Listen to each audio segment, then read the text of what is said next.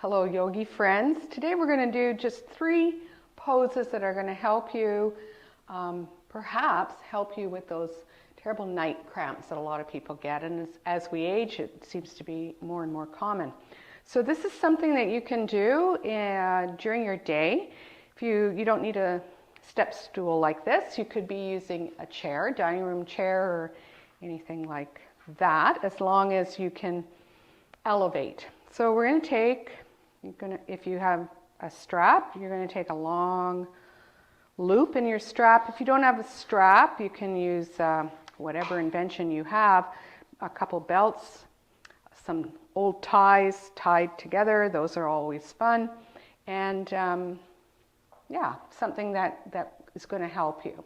So the reason we have this chair or stool is so that we can relax into it.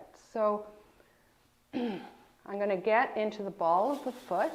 The other leg is slightly bent, but I'm going to try as best I can to keep this elevated leg, this right leg,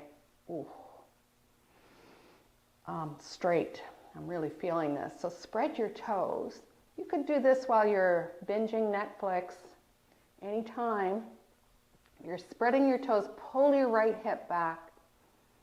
I'm only going to show one side. Obviously, you guys can do both sides. After you've done both sides, and you can be there for as long as you can feel it or as long as you can stand it, you're going to bend into that right knee. I'm just going to move back. This is where it's really useful to have the chair. Make sure the chair won't wobble. And we're going to open up the front of the hip, but we're also going to do the hamstring and the left calf as well. You will be able to feel this. You're trying to get that back leg straight. So usually in all our yoga sequences, I'm always giving you options about bending the knees. But in this is a very specific thing that we are trying to really open up the calf muscle. And that's usually where most people get cramps. So we want to make sure that that is opened up. So you would do this on the right side. You would do it on the left side, obviously. And then the final thing is an entry into dancer pose. So dancer pose can be done against the wall, and it can also be done on a chair.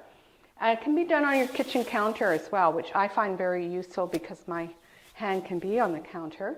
So you're going to take whatever place, your counter, your chair, your wall, and you're going to grab the shoelace side of your right foot. Now, I want the thighs, so that the tendency is, oh my goodness, and the right knee comes forward. That's the tendency. Instead, I want you to feel that you can get those thigh bones lined up with your right knee safely pointing to the floor. And then you can lean forward, depending on your flexibility. Roll your right shoulder back. You only want to go to the place where you feel, wobbly. That's why we need the chair or the wall. You want to go to the place where you feel it in your right thigh. You can kick. Dancer pose is quite extreme, but you can experiment. You're not going to hurt yourself because you've got something to lean on, and you're really being careful. Don't fall out of this, please. Just carefully come out, flex your foot, land on the floor.